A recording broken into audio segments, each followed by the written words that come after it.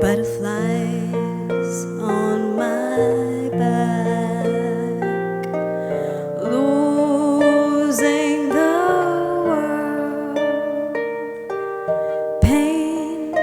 painting colors, black, red, and purple.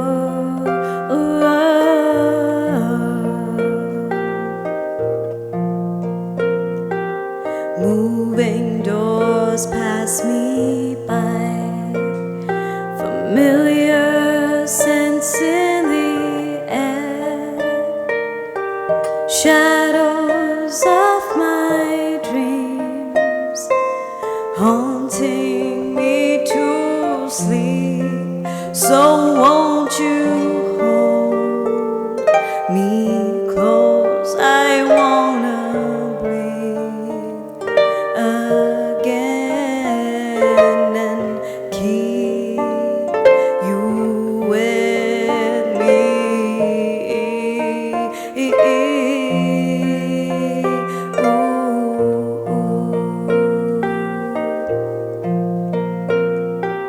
Reaching out to your hand beyond the curtain in search of hope and ice cold air. So won't you hold me close? I wanna breathe again and keep you with me.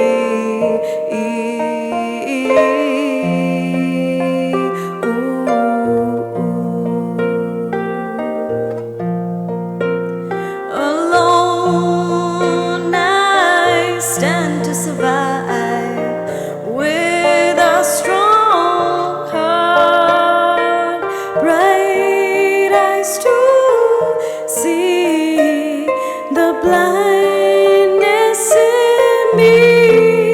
So won't you hold me close? I wanna breathe again and keep you with me.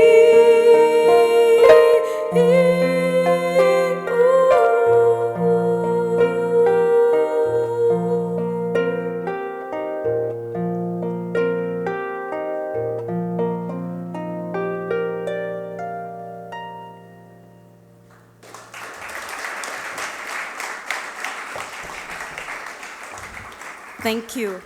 That was Moving Doors. I'm going to sit, maybe stand a little later. Moving Doors was the second song that I ever wrote after I got my harp. So let me just start from the beginning with everyone. After I finished my graduation in Bangalore, I then moved to Chennai because I wanted to pursue music. I first told my parents that I wanted to do production in music just because it sounded like you could earn some money out of it. And I think they were convinced, but they've just been, I think, the most supportive parents ever, at least for me. And so I moved to Bombay. I moved to Chennai. So this whole experience in Chennai was actually supposed to be for vocals. I'd walked in as a vocal major. The only instrument that I remotely knew something of as a child was the piano, because that's what I learned when I was little.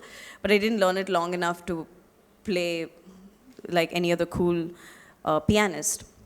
So I walked into the school as a vocal major, and it didn't really work out. And when I say that, I mean like that the program that they had for the vocal students was a bit disorganized, and about a week or so into the program, I realized that, I mean, my parents have paid so much of money for me to go to music school, and I'm just not getting anything out of it. So I thought to myself, okay, let me see how I'm going to deal. I have to deal with it some way. Around the same time, the school had their annual day program where the faculty was supposed to play. Now, our theory teacher, music theory teacher, happened to be a harpist. And that was the first time I was actually seeing a harpist play. I'd seen the instrument before, but I'd never seen anyone play it. So this was my first time of seeing someone play it. To me, at that point, it was the most, I think, magical thing I ever saw, because this harp is, of course, a folk harp, but the one that I saw is a concert pedal harp. So it had 7 pedals, and it had, to me at that time, what looked like a gajillion strings, but actually it was just around 47. But it's very intimidating the first time you see an instrument like that. I mean, the column is 6 foot in height, and it's just like, wow, it looks so ethereal, whatever. So I was intrigued, and I said, okay, let me see what I can do with it. I also I knew that I would not be the kind of person to commit. So I spoke to my theory teacher, and I asked her, can I just try it? And she said, yeah, sure, let's try it. So we did one class. One class led to another class, led to another class, led to another class. Before I knew it, I was practicing the harp more than my vocals. I didn't care about vocals at that time. So I actually believe that if it weren't for this instrument, I would have probably quit music school within about 3 months or so, because the situation was that bad.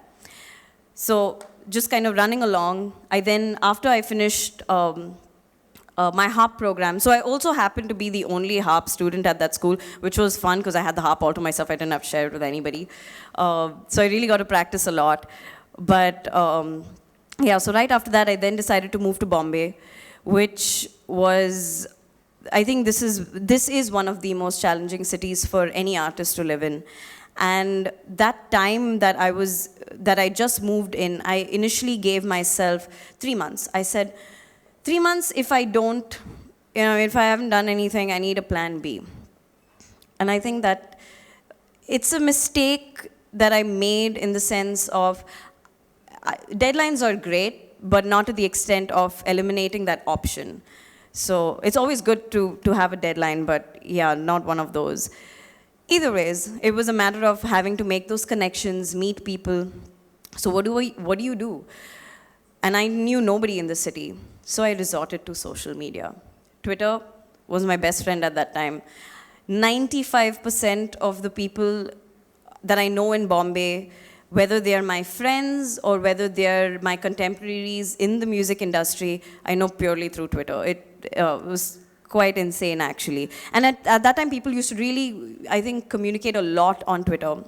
So what would happen is, I would go for a gig all by myself, because obviously, no friends, and just stand in the corner and wait and see, like, who would be checking in on Twitter when they come in. So you'd be standing at, say, a Blue Frog or something like that, just standing quietly in the corner, got your phone on, Twitter's on, and then you start seeing people check in. And these are people who follow you back. Obviously, I'm not creepy. So then it's like, okay, fine, this person. And then I tweet to them and be like, hey, are you here at this gig? Because I'm here too. And they'd be like, yeah, okay, come say hi. Out of being polite. But eventually, we ended up, you make those contacts and all of that. And I think that's how I got to know people in the city. That's how I got to meet the editor of Rolling Stone, PR agents who are on the independent music industry. It is really hard to survive in this. I mean, I'm not even talking about the commercial Bollywood music industry. I'm talking about the really tiny, minuscule independent music industry that we have in this country. I'm not saying that I'm surviving right now. I'm bobbing right above water level, just barely enough to breathe at this point. But it's fun. I mean, it just, I think, keeps you going. So coming back to the power of social media, for me, even my first ever collaboration in the city was done through social media. A very interesting story happened. So I was following Sid Kuto, a very prolific and versatile singer-songwriter on our scene, and also quite an old-timer on the scene, but anyways. So he tweeted to me saying, hey Nush, listen, my solo album's coming out, and I have a song where I think we can fit you in. That time I was just like, oh my God, Sid Kuto knows who I am. This is so cool. So I said, yeah, of course, I'll do this. Clearly not knowing what I was in for. So I thought it would happen in the very traditional sense of him saying, come, let's go, let's sit at my studio, let's jam a couple of times, and we see what comes off of it. No. This boy is like on a fast train, always. So he sends me a message saying, okay, I'm going to send me your email ID. I'm sending you tracks right now. Let me know whatever you can come up with. Do a recording of it and send it to me in the next couple of hours.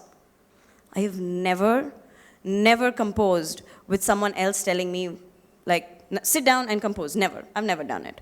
So I did not know what to do. But here is a situation where I've told this amazing musician that I am going to play on his song. So obviously he has an expectation. Now I have to meet it. So I sat down for a couple of hours. Luckily for me, it was a simple song. So I went through it over and over again. Finally came up with a really simple line. I had to leave because I had a class to go and teach. So I quickly went and I roughly recorded it with a small condenser mic into my laptop. Done, sent him the tracks, and I sent him a message saying I've done it, and he said, okay, fine, cool, we'll get back to you. I said, okay. So I went about my life, and only at 3 a.m. the next morning, he sent me a message saying, hey, Nush, we've just sent you a rough mix. Check it out, let me know what you think it is. And that was my first ever collaboration, was done within a couple of hours. I'd never met this boy face to face in my life. So it was quite cool. And yeah, without wasting any more time, the next song that I'm going to play is called Finding Sanity.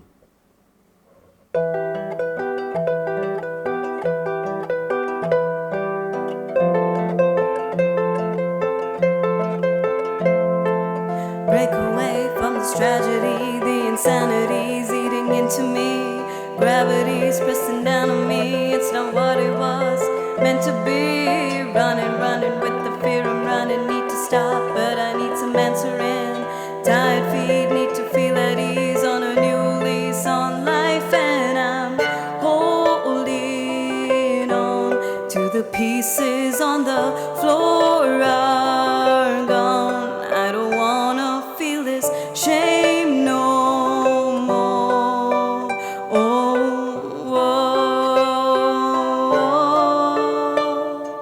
Ready to explore, wanting to know more, looking back and forth in my dreams, lying on the ground, listen to the sound, strangers all around, all I see, clouds in the sky, moving doors go by, beating in my heart, frozen eyes, words I know, numb no more, body, mind and soul, now I am holding on to the pieces on the floor are gone.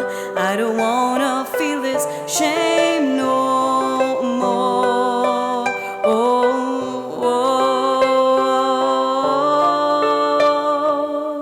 Holding on, fading out, time will stand for nobody. Hold my hand, finally stop, and now I am holding on to the pieces on the floor are gone. I don't wanna feel this shame no more.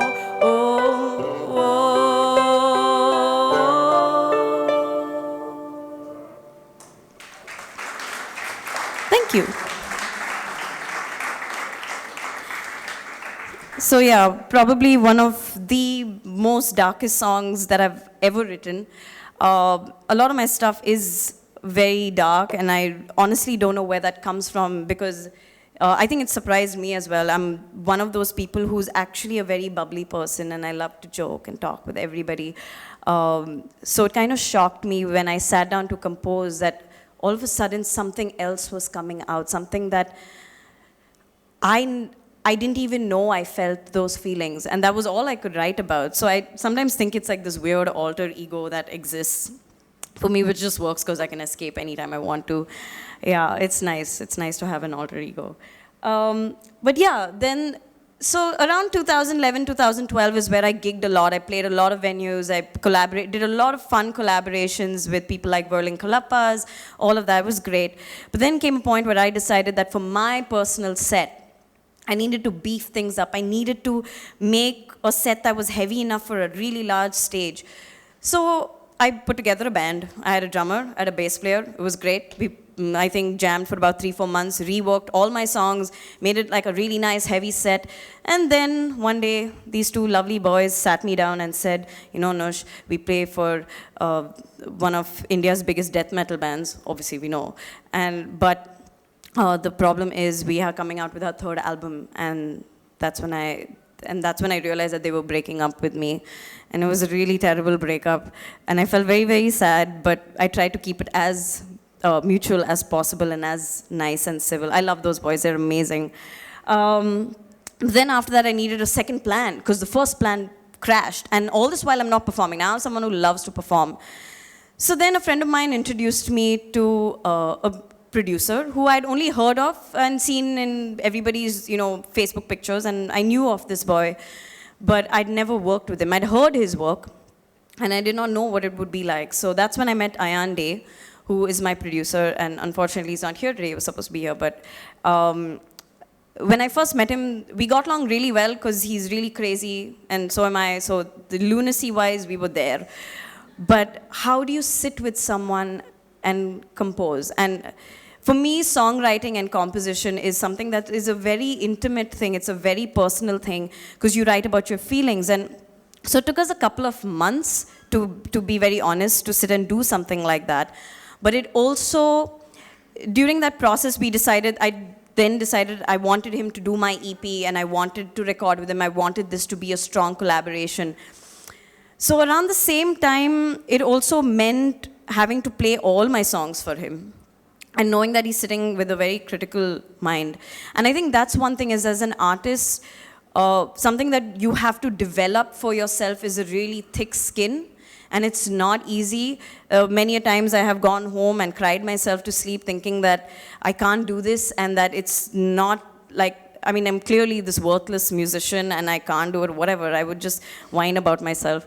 But what Ayan literally did, and he did it in the nicest possible way, but I will say it in the most crudest way, is he would literally, it's like taking your child and him putting your child in front of you and saying, your child is really ugly, but we're going to take it apart and see if we can make it relatively decent. But that's like, this is me saying it really, putting it in the meanest sense. Of course, Ayan didn't do that. But that's what it feels. It's, I think, one of the most hardest things to have someone take your creation and say, we need to figure out a way where this fits in, where people will appreciate it.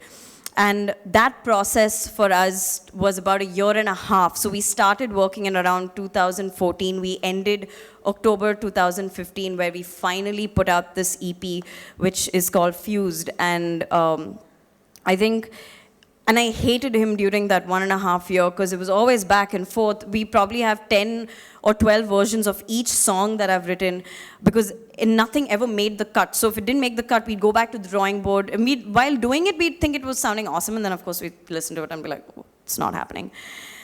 And then finally, we did it. But I'm so glad that we took that 1.5 year to do that. Because today, for me, 2015 was a horrible year. But today, when I look back at it, I think if I didn't have that experience, if I didn't have some of those, maybe those nervous breakdowns or whatever it was, is the result that I got out on my CD and some of the songs that you guys are listening to today, it would have been very, very, very different. So, yeah, Fused for me was I think one of those processes that I will just cherish for life. I will hate it, I will love it, but I think everyone, at least as an artist, you have to go for something like that. What I can say, I think the only thing that I can really sort of give you all to take back with you from my side, from my experience, and purely from my heart is, if you're passionate about something and you can think of nothing else but doing that, and if you wake up every morning and think that this is not a job for me, whether it is, at least for me, whether it is composing, going to the studio, or the music education that I'm a part of, then if that's, just go for it. And because you do not want a moment later in life when you look back and say, what if you don't want that? Thank you.